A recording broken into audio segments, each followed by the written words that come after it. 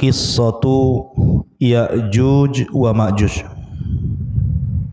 Artinya malam ini kita akan membahas satu tanda dari tanda-tanda kiamat besar.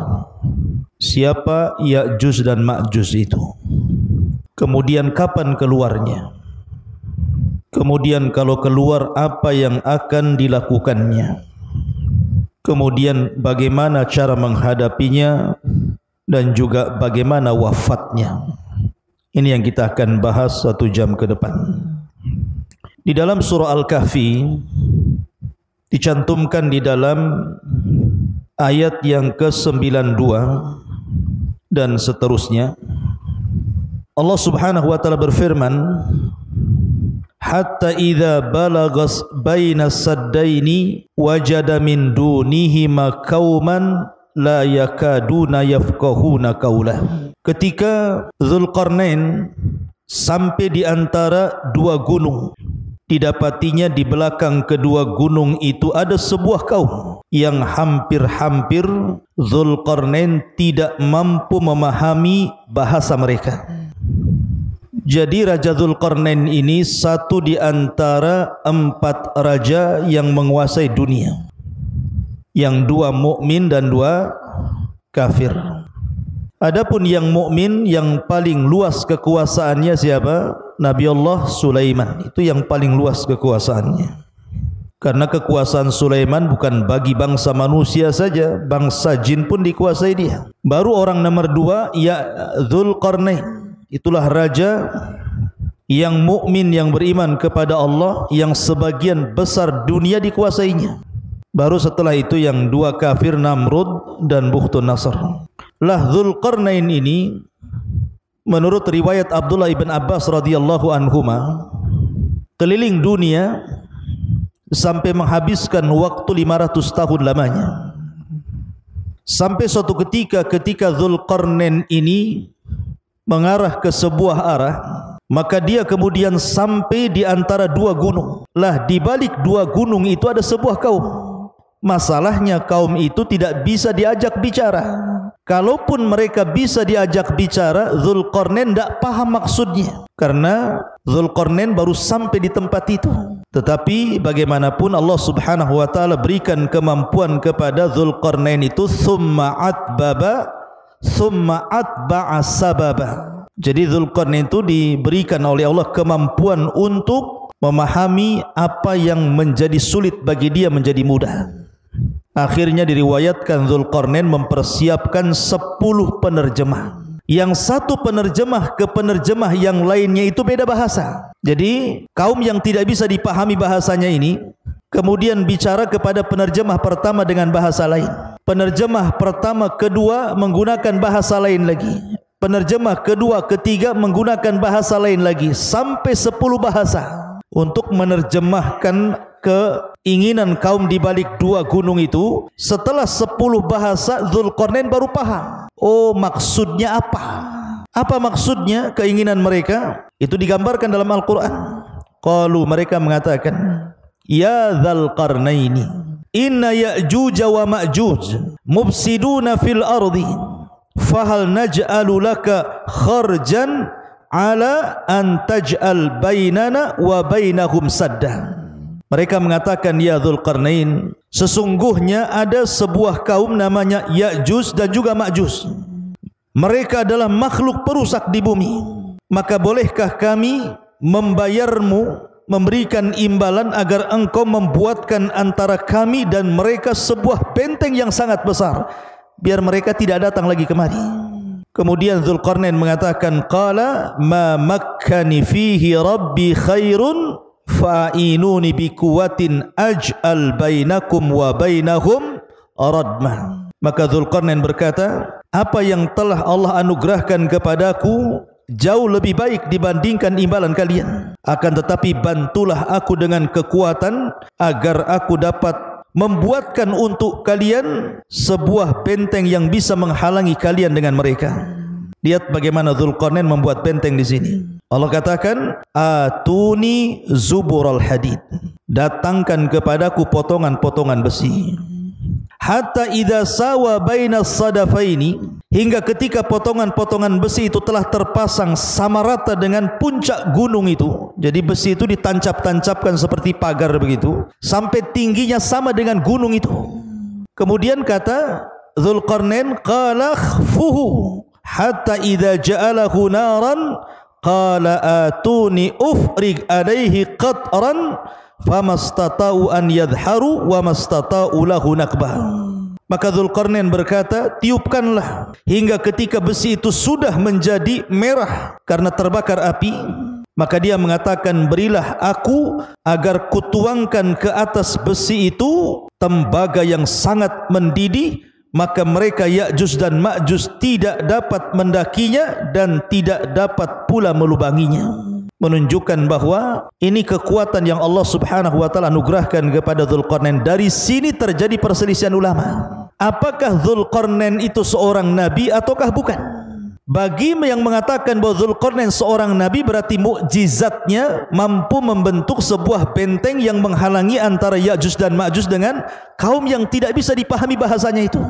Tetapi bagi yang mengatakan bahwa Dzulqarnain bukan nabi, itu hanya karamah saja. Allah anugerahkan kepada Dzulqarnain karena keajaiban dunia itu tidak lepas dari 3 perkara: mukjizat, karamah dan sihir. Mukjizat bagi para nabi, karamah bagi para wali, dan sihir bagi para dukun. Yang ingin saya kisahkan bukan kisah Dzulqarnain, tetapi yang saya ingin kisahkan malam ini tentang siapa Ya'juj dan Ma'juj itu.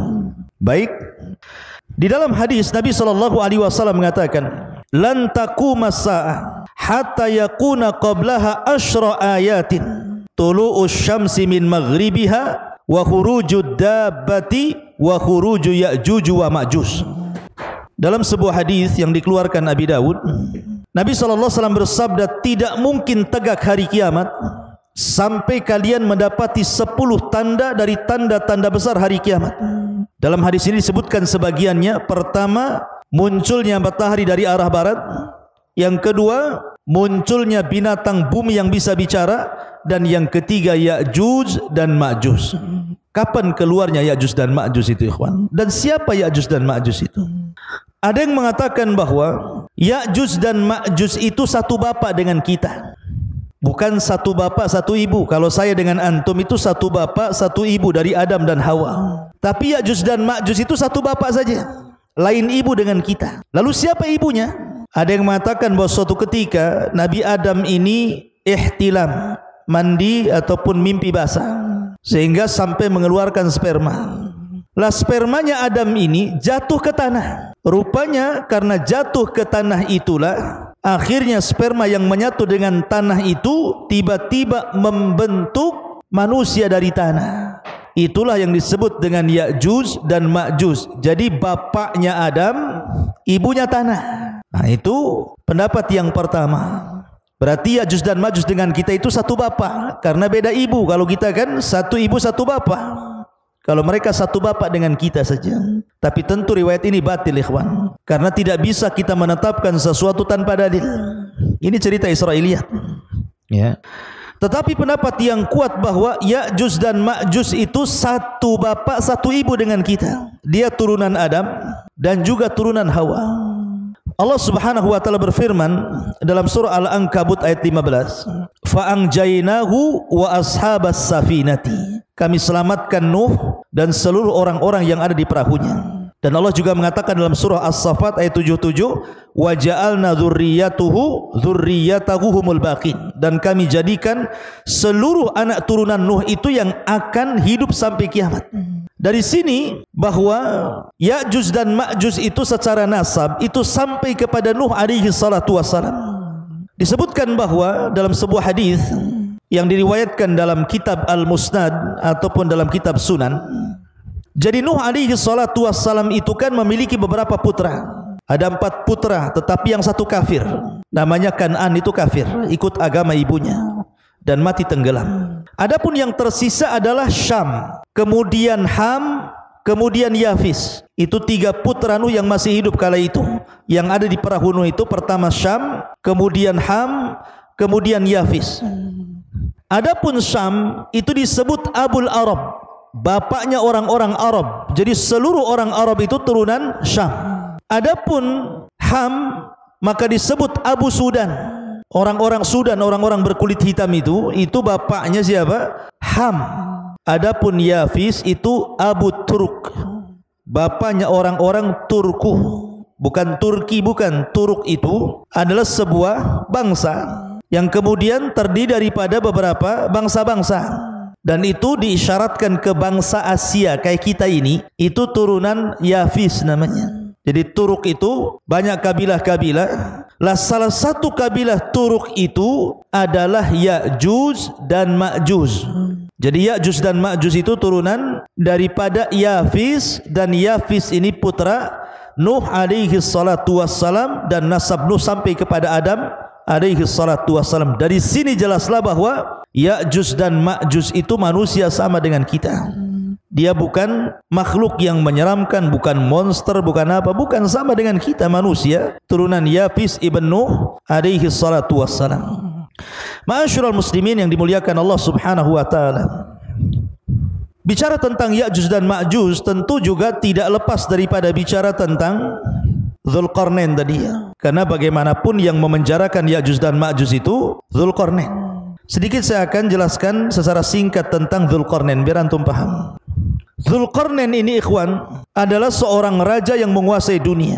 Tadi saya katakan perselisihan ulama tentang Dzulqarnain, apakah dia nabi ataukah dia bukan, bahkan ada yang mengatakan dia malaikat. Tapi pendapat ini tidak benar. Dzulqarnain manusia, tetapi diperselisihkan apakah dia nabi atau bukan, dan yang rajih dia bukan nabi. Dan Dzulqarnain itu hidup di zaman Ibrahim. Ingat, Dzulqarnain hidup di zaman Nabi Ibrahim alaihi salatu wassalam. Bahkan dikatakan oleh Ibnu Utsaimin rahimahullahu taala bahwa Dzulqarnain pernah tawaf bersama Ibrahim, dan dialah yang menjadikan Dzulqarnain itu masuk Islam. Jadi yang mendakwahkan dakwah tauhid kepada Dzulqarnain itu Nabi Ibrahim, sampai akhirnya Dzulqarnain masuk Islam, kemudian menjadi raja dunia, dan dia pernah tawaf bersama Nabi Ibrahim alaihi salatu wassalam.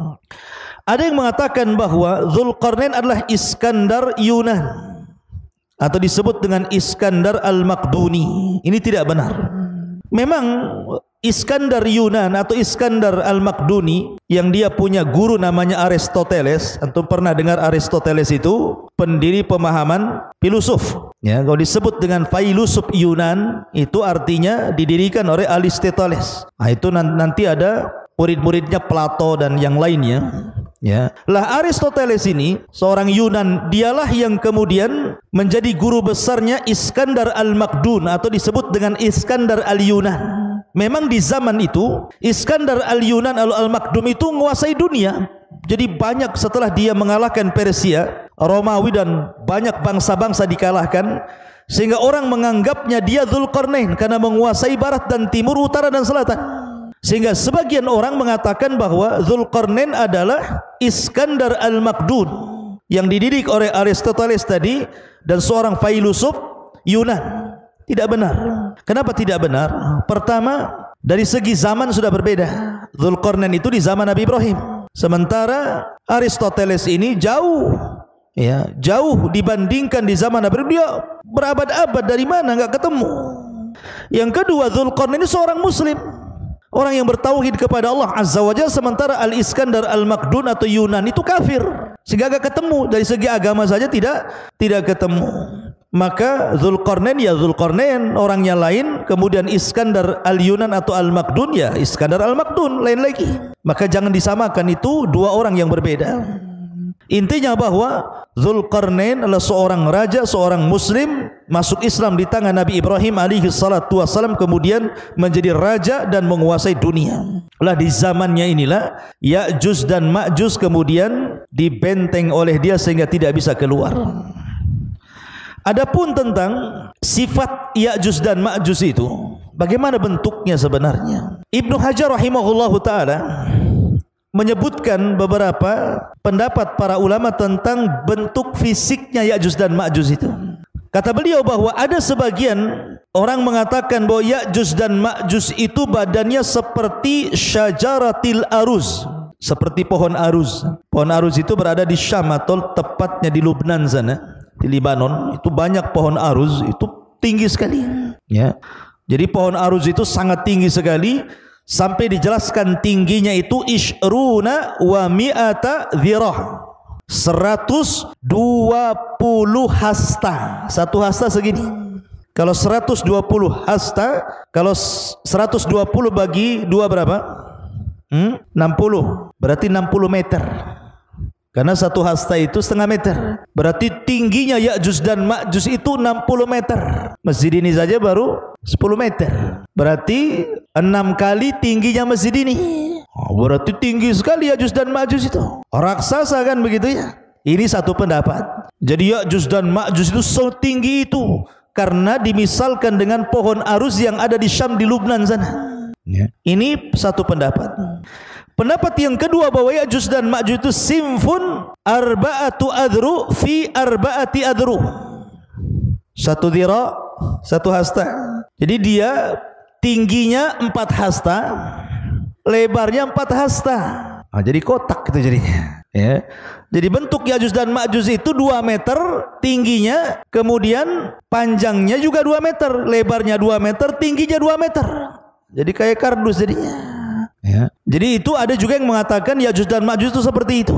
Kemudian juga ada yang berpendapat simfun yaftarishuna adhanahum wa yaltahifuna bil ukhra. Jadi Ya'juj dan Ma'juj itu punya telinga besar sekali. Telinganya besar sekali, panjang. Jadi satu telinga digunakan untuk selimut dia kalau dia tidur, maka satu telinganya lagi digunakan untuk membunuh, untuk menyerang. Ini kayak apa ini? Telinganya besar sekali. Ya. Kemudian juga ada yang mengatakan bahwa Ya'juj dan Ma'juj itu tuluhum shibrun aw shibraini wa atwaluhum salasata ashbar. Paling tinggi 3 jengkal segini. Seginilah, segini. Ada juga yang 2 jengkal, ada juga 1 jengkal segini. Tingginya itu. Berarti manusia kerdil. Tapi sekali lagi ini hanya pendapat.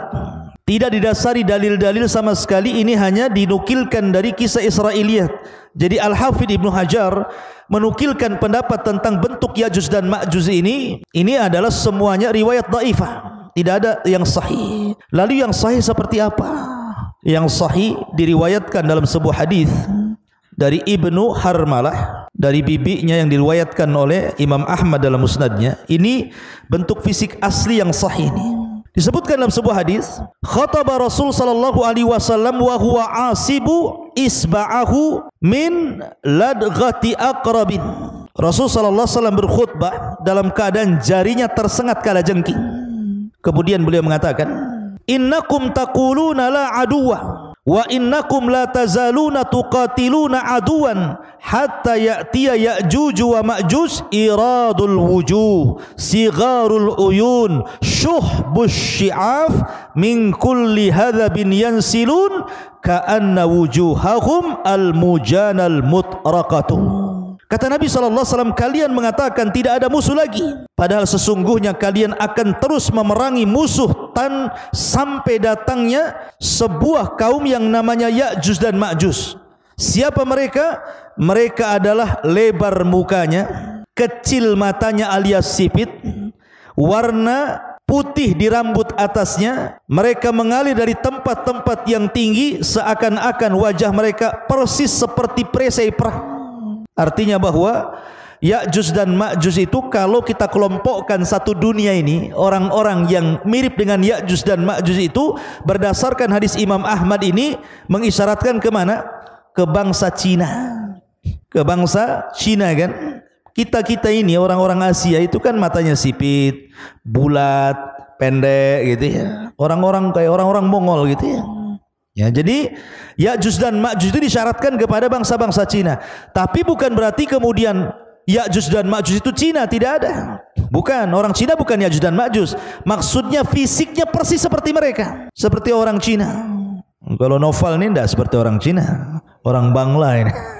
Ya. Jadi Ya'juj dan Ma'juj itu seperti orang Cina, maksudnya fisiknya, tapi bukan berarti Cina itu Ya'juj Ma'juj, tidak. Karena ada yang berpendapat bahwa Ya'juj Ma'juj itu Cina, bukan. Kemudian benteng yang dibangun Dzulqarnain itu tembok Cina.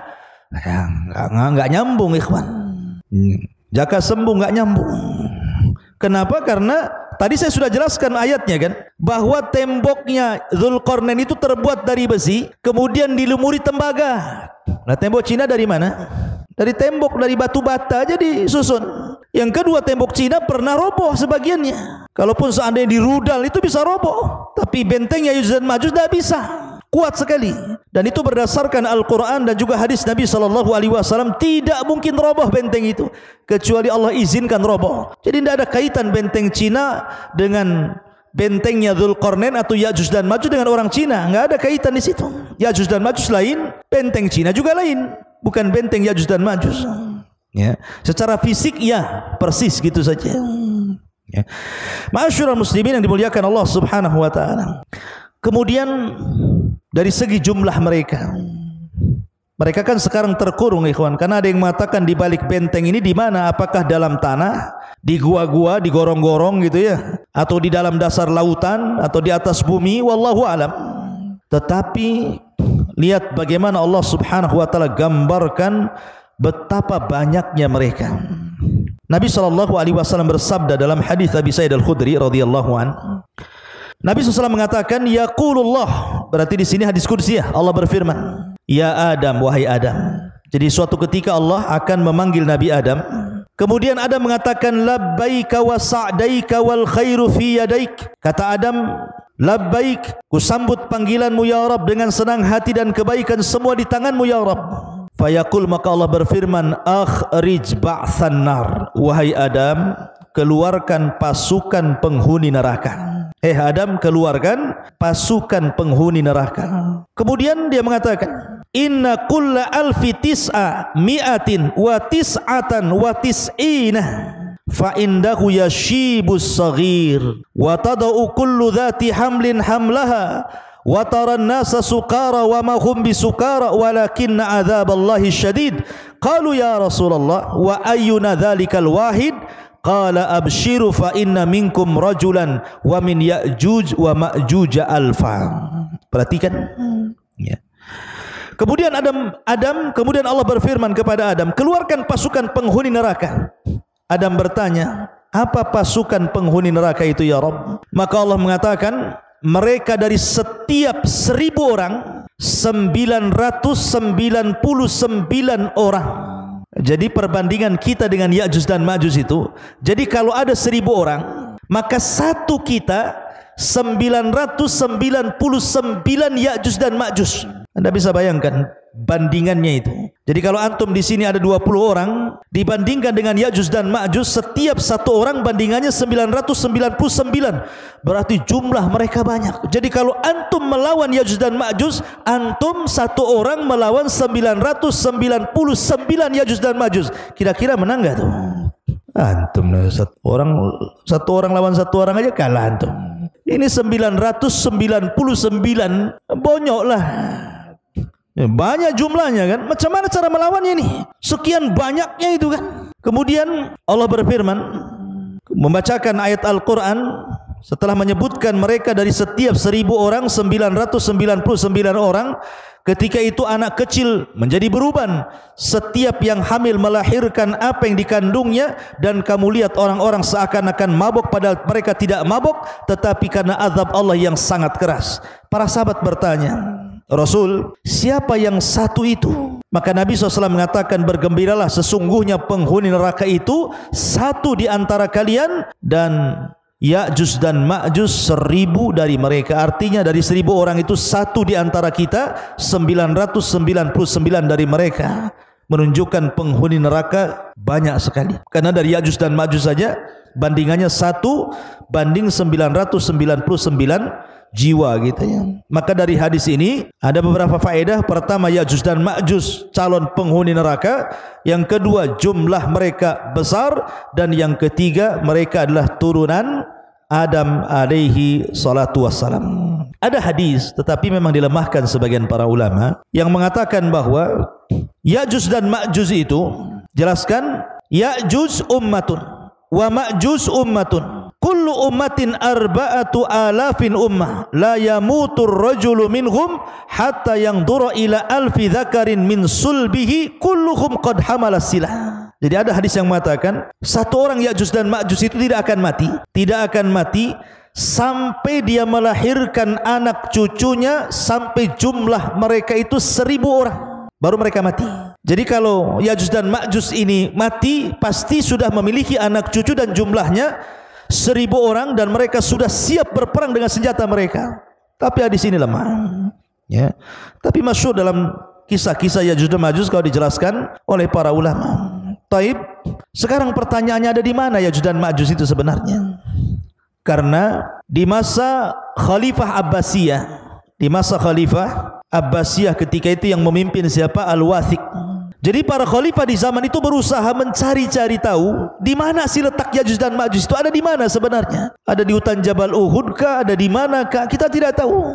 Tapi yang jelas bahwa khalifah-khalifah di zaman dulu itu berusaha mencari tempat di mana Ya'juj dan Ma'juj itu.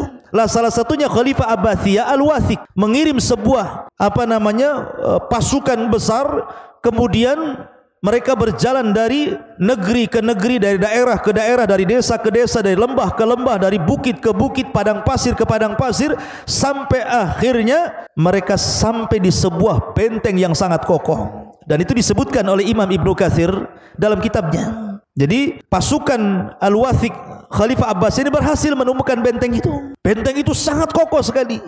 Karena ketika itu Khalifah Al-Wathiq bermimpi bahwa terjadi keretakan benteng itu dalam mimpinya, makanya dia kirim pasukan untuk mencari benteng itu dan ketemu. Rupanya benteng yang sangat kokoh sekali, yang sangat tinggi sekali, yang tidak bisa diretakkan sama sekali. Akhirnya kemudian mereka pun menyisihkan pasukan mereka untuk menjaga benteng itu, kemudian pulang. Memang kisah ini Ibnu Katsir tidak menyebutkan sanadnya, tetapi beliau menyebutkan seperti itu. Cuman letaknya di mana masalahnya? Ya. Lah dari sini ikhwatu fiddin muliakan Allah Azza wa Jalla, sebagian ulama mengatakan bahwa Ya'juj dan Ma'juj itu terletak di antara dua lautan yang disebut dengan lautan Aswad, lautan hitam, dan lautan Qazwin. Namanya lautan Qazwin dan lautan hitam, di tengah-tengahnya. Ada juga yang mengatakan seperti yang dikatakan oleh Al-Imam At-Tabari rahimahullahu taala, bahwa letak Ya'juj atau bentengnya Dzulqarnain yang di baliknya itu ada Ya'juj dan Ma'juj, itu baina Armenia wa Adribijan walakin lam yasil ahadun ila dzalik. Kata At-Tabari mengatakan bahwa letak benteng Dzulqarnain atau letak Ya'juj dan Ma'juj itu ada di antara Armenia dan Adribijan. Antara Armenia dan Adribijan, mungkin kalau sekarang mungkin dekat Georgia namanya. Georgia gitu ya. Di sekitar Georgia sana. Ya, sekitar itulah. Mungkin dari Cina itu ke arah mana itu? Ke arah selatan ke utara gitu ya. Sekitar itu. Tapi yang jelas tidak ada satupun orang yang sampai ke situ. Adapun kisah Ibnu Katsir tentang delegasi Khalifah Abbasiyah Al-Wathiq ini wallahu alam, karena tidak bersanad masalahnya. Tapi yang jelas kita yakini bahwa Ya'juj dan Ma'juj itu ada di balik benteng Dzulqarnain. Kapan keluarnya? Wallahu alam, karena itu tanda dari tanda-tanda kiamat besar. Sekarang bagaimana keluarnya? Bagaimana cara keluarnya? Ma'asyiral muslimin yang dimuliakan Allah Azza wa Jalla, saya akan runut satu tanda kiamat sebelum keluarnya Ya'juj dan Ma'juj. Kita tahu bahwa sebelum keluarnya Ya'juj dan Ma'juj itu, dari tanda-tanda kiamat besar adalah keluar Dajjal. Dajjal dulu ya. Dajjal dulu keluar, baru kemudian Ya'juj dan Ma'juj. Jadi Dajjal ini fitnahnya adalah fitnah agama. Jadi Dajjal itu fitnahnya fitnah agama. Fitnah agama artinya bahwa Dajjal ini sama sekali tidak merusak seperti Ya'juj dan Ma'juj. Memang murni fitnah agama. Tidak ada kaitan dengan Ya'juj dan Ma'juj. Ya. Lah, kemudian Allah Subhanahu wa taala takdirkan turun Isa bin Maryam kemudian membunuh Dajjal. Lah ketika Isa bin Maryam telah membunuh Dajjal inilah baru kemudian muncul Ya'juj dan Ma'juj. Lah ketika itu Allah Subhanahu wa taala memerintahkan Isa untuk sembunyi, karena kalau melawan tidak akan sanggup. Karena Rasul yang mengatakan kaum ini tidak bisa diperangi, bukan tidak bisa dibunuh, tidak bisa diperangi karena jumlahnya banyak masalahnya. Tadi saya katakan kalau antum melawan Ya'juj dan Ma'juj berarti satu dari antum melawan 999. Macam mana cara membunuhnya? Yang ada kita yang dibunuh mereka gitu ya. Makanya karena saking banyak jumlahnya itulah, makanya Rasul sallallahu alaihi wasallam bersabda bahwa kaum ini tidak bisa diperangi. Makanya kenapa Allah Subhanahu wa taala merintahkan Isa untuk membawa pasukan kaum muslimin sembunyi di Bukit Tur. Enggak usah dilayan. Kalau kau maksa perang pasti kalah. Ya. Akhirnya kemudian Isa hanya bertawakal kepada Allah Azza wa Jalla sampai akhirnya mereka kelaparan di bukit itu sampai kepala kerbau jauh lebih berharga dibandingkan emas dan perak. Karena mereka nggak bisa keluar, dikepung. Saking banyaknya Ya'juj dan Ma'juj itu. Ya. Lah dari sini ikhwatu fillah muliakan Allah Azza wa Jalla, Allah Subhanahu wa taala berfirman ataupun hadis Nabi sallallahu alaihi wasallam dari Sam'an, dari Nawas ibn Sam'an, "Idz auhallahu ila Isa." Allah Subhanahu wa taala mewahyukan kepada Isa bin Maryam, "Inni qad akhrajtu ibadan li la yadani li ahadin biqitalihim faharriz ibadi ila tur." Sesungguhnya aku mengeluarkan hamba-hambaku yang tidak ada kemampuan bagi seorang pun untuk memeranginya.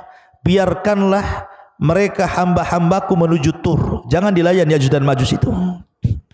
Wa yab'atsullahu Ya'juj wa Ma'juj wa hum min kulli hadabin yansilun. Maka Allah Subhanahu wa taala mengeluarkan Ya'juj dan Ma'juj, mereka mengalir dari setiap ketinggian seperti bah api saking banyaknya. Fayamurru wa awailuhum ala buhairatit tabariyah fayashrabun ma fiha wa yamurru akhiruhum fayaquluna laqad kana bihadhihi marratan ma. Kemudian mereka melewati danau Tabariyah. Jadi satu kloter Ya'juj dan Ma'juj yang baru keluar dari benteng itu sampai di danau Tabariyah. Lah benteng Ya'juj dan Ma'juj itu kan sudah retak tuh. Rasulullah sallallahu alaihi wasallam di zamannya saja ada bolongan seperti ini bentengnya. Jadi Ya'juj itu bisa ngeker tuh dari dalam tuh. Jadi apa yang di luar dikeker gitu ya, tapi tidak bisa keluar. Jadi kelompok yang pertama keluar itu mereka melintasi sebuah danau yang disebut dengan Danau Tiberias, Danau Tabariyah dalam bahasa Arab, dalam bahasa kita Tiberias itu.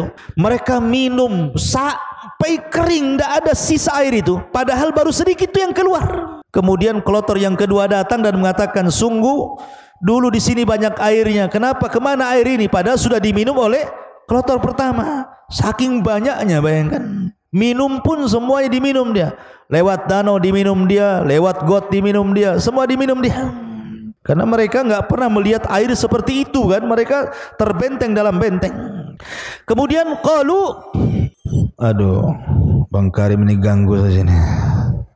Qalu, mereka mengatakan, ya dzal qarnaini inna Ya'juj wa Ma'juj mufsiduna fil ardi fahal naj'alu laka kharajan ala an taj'al bainana wa bainahum sadda. Kemudian Dzulqarnain mengatakan, sesungguhnya Ya'juj dan Ma'juj mereka perusak di permukaan bumi. Jadi ikhwan, ketika Ya'juj dan Ma'juj keluar itu, Ya'juj dan Ma'juj itu fitnahnya berbeda dengan Dajjal. Kalau Dajjal itu kan fitnah agama. Kamu kalau ikut saya senangkan. Tapi kalau tidak ikut saya bunuh kau. Bahasanya seperti itu. Ataupun mungkin fitnah yang lain. Fitnah dabatul ar gitu ya. Fitnah binatang yang melata dari perut bumi. Tugasnya stempel saja. Mukmin kafir gitu. Tapi Ya'juj dan Ma'juj ini memang asli merusak. Tidak ada hubung kait dengan agama. Pokoknya keluar saja, dia dibantainya semua orang yang di luarasnya. Lihat pohon ditebang, lihat bangunan dirobohkan, lihat air disedot airnya, lihat lautan habis dimakannya. Pokoknya semua yang ada di depannya dihancurkan dan tidak dibangun lagi. Jadi tugasnya yang merusak saja. Semua dirusak, hutan dirusak, bangunan dirusak, orang dibantai. Bahkan ada yang mengatakan bahwa kalau dia membunuh di luarasnya bukan hanya dibunuh, dimakan bangkainya. Jadi mereka itu kanibal, memakan, bahkan sesama mereka pun mereka memakan. Bagi Ya'juj dan Ma'juj meninggal salah satu di antara mereka, dimakan jasadnya. Sampai seperti itu gitu ya kerusakannya. Jadi ngeri gitu ya Ya'juj dan Ma'juj itu. Makanya wajar kalau seandainya tidak ada satupun ras di luar Ya'juj dan Ma'juj, kecuali mereka akan dibantai, dibunuh, dimakan. Kecuali yang sembunyi, mereka selamat. Kalau enggak sembunyi, mereka tidak selamat. Makanya kemudian Ya'juj dan Ma'juj ini mereka akan terus menyerang di luarasnya, akan keliling dunia, akan membantai ke desa-desa, ke kota-kota, ke daerah-daerah, ke kutub-kutub. Mereka akan meluas di mana-mana sampai ketika mereka sudah puas karena merasa sudah tidak ada lagi yang diserang, sombong mereka. Kesombongan itulah sampai kemudian mereka mengatakan, qatalna man fil ardi sanaqtuluhu man fis sama, katanya. Kami sudah membantai orang-orang yang di bumi, sekarang yang di langit ku bantai juga katanya. Lihat, dia mau membantai orang-orang yang di langit, malaikat. Bumi ini kecil ikhwan, dibandingkan dengan langit, kata Nabi SAW, seperti kita punya cincin dilempar ke padang pasir. Bumi itu cincinnya, padang pasir itu langitnya. Apalagi panah tombak kecil-kecil lagi kan gitu. Ya, kemudian dilemparkan ke bumi, macam mana coba? Cincin dilempar ke padang pasir. Lah, bumi ini cincinnya, langit di padang pasirnya. Kemudian mereka melempar tombak, melempar tanah ke langit, panah-panah ke langit. Kemudian mereka ditipu oleh Allah. Wa yakiduna kaida. Tiba-tiba Allah sedot itu panah sama tombak itu sampai keluar jalur awan, sampai gak kelihatan. Ya. Kemudian setelah tombak dan panah mereka itu menembus awan-awan, tiba-tiba kemudian dibalikan lagi sama Allah. Dan Allah Subhanahu wa ta'ala kemudian lumuri di ujung-ujungnya itu darah-darah, seolah-olah mereka sudah membunuh orang-orang yang ada di langit. Padahal tidak ada satu makhluk yang terkena tembakan itu. Allah hendak menipu daya mereka sehingga mereka makin sombong. Sekarang mana lagi? Di langit sudah kami bunuh, di bumi sudah kami bunuh, mana lagi katanya? Sombongnya mereka. Dari itulah maka akhirnya Allah Subhanahu wa ta'ala, al jaza'u min jinsil amal, mulai Allah membalas perbuatan mereka. Ma'asyiral muslimin yang dimuliakan Allah Subhanahu wa ta'ala, lah Ya'juj dan Ma'juj ini sebenarnya mereka susah keluar sebenarnya. Setiap hari itu mereka sampai hari ini mereka hendak keluar, melubangi. Jadi kalau sudah lubang, kemudian matahari mulai terbit, maka matahari mulai terbenam, maka mereka kemudian pulang lagi. Begitu setiap hari. Ya. Ketika mereka datang lagi, rupanya lubang yang kemarin sudah tertutup lagi. Sampai akhirnya di akhir zaman, kata Nabi SAW, pimpinan mereka Ya'juj dan Ma'juj mengatakan kepada anak buahnya, "Ghadan nahfiru insyaallah." Besok, katanya Ya'juj dan Ma'juj, pemimpinnya mengatakan, kita akan gali lagi lubang ini insya Allah. Setelah diilhamkan pemimpinnya mengucapkan insya Allah, maka tiba-tiba lubang itu tidak kembali lagi, tetap lubang. Akhirnya digali sampai mereka bisa menembus di luar benteng. Dari situ Allah mengatakan min kulli hadabin yansilun, keluar semua dari lubang itu, kemudian membantai, membunuh di luarasnya. Ma'asyiral muslimin yang dimuliakan Allah Azza wa Jalla. Lalu bagaimana akhir perjalanan Ya'juj dan Ma'juj itu? Jadi ketika Ya'juj dan Ma'juj itu sudah membantai semua di luar rasnya, manusia-manusia di luar rasnya, kecuali yang selamat ya, tadi Isa dan para pengikutnya yang ada di Bukit Tur, dan orang-orang yang sembunyi entah di mana, entah berantah, yang penting mereka selamat. Maka Isa melihat kerusakan itu kemudian berdoa kepada Allah agar Allah menghancurkan mereka. Dari sini Allah Subhanahu wa ta'ala kemudian mengutus apa? Naghaf. Apa naghaf? Naghaf itu semacam ulat. Lihat bagaimana kalau Allah menghancurkan sebuah kaum, tidak perlu ngirim buaya, apalagi buaya darat. Ya. Jadi cukup dikirim ulat saja, tidak perlu mengirim harimau, cukup ulat. Jadi ketika Ya'juj dan Ma'juj itu sedang tertidur, semuanya tertidur, istirahat. Tiba-tiba Allah kirim ulat banyak sekali, di mana-mana ada ulat. Rupanya ulat itu berjalan ke belakang sampai di tengkuknya. Tiba-tiba Allah Subhanahu wa ta'ala jadikan ujung mulut ulat itu menembus tengkuk Ya'juj dan Ma'juj, masuk dari belakang, kemudian merusak isi badannya. Subhanallah, seperti listrik kalau antum cabut gardunya itu, apa yang terjadi? Bukan satu yang mati, satu batang mati. Kalau gardunya dicabut, satu batang mati. Artinya ketika satu Ya'juj dan Ma'juj mati, semua mati. Bukan ini dulu mati, besok ini, minggu depan ini, enggak. Ya, jadi satu mati, mati semua. Subhanallah, coba bayangkan bagaimana Allah Subhanahu wa ta'ala bisa mewafatkan Ya'juj dan Ma'juj dalam satu waktu. Tidak harus menunggu hari ini, besok, bulan, dah. Satu mati semua. Subhanallah. Dan bangkainya Ya'juj dan Ma'juj setiap satu jengkal ada, karena jumlah mereka banyak. Sehingga Isa bin Maryam kebingungan ketika melihat jusas, bangkai-bangkai Ya'juj dan Ma'juj yang berserakan di sana sini. Maka kemudian Isa pun berdoa kembali untuk Allah membersihkan mereka. Dikirimlah burung-burung unta, burung-burung besar seperti unta. Kemudian diangkatlah jasadnya. Dalam riwayat Musnad Imam Ahmad, dilempar ke lautan, entah berantah laut mana. Yang jelas bukan laut Batam sini, yang jelas laut mana, sampai bersih bumi. Yang namanya bangkai dibuang tetap masih ada sisanya. Maka Isa berdoa lagi agar betul-betul Allah Subhanahu wa taala membersihkan bumi, maka Allah kirimkan hujan sampai hujan ini membuat banjir sehingga sisa-sisa Ya'juj dan Ma'juj masuk ke sungai-sungai, masuk ke solokan, masuk ke laut-lautan, akhirnya betul-betul bersih bumi. Allah kembalikan bumi seperti di zaman Adam. Pohonnya besar-besar sampai pohon delima, satu buah, satu kampung bisa masuk ke cangkangnya. Bisa bayangkan, pohonnya besar, satu buah delima, itu kalau dibelah, satu kampung bisa masuk ke cangkangnya itu, sambil makan di dalam. Kalau delima sekarang segede gini, sudah kecut lagi kecil gini. Jadi nanti di akhir zaman itu delima itu ruman, itu besar sekali. Ya, bisa puluhan masuk di situ. Karena Allah suburkan kembali, sebagaimana di zaman ketika awal bumi dihidupkan, subur.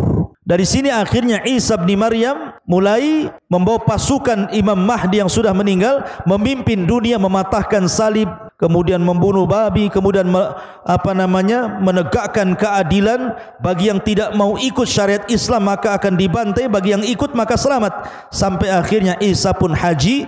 Setelah haji kemudian Isa bin Maryam meninggal dunia. Hanya 7 tahun setelah itu Isa bin Maryam meninggal dunia.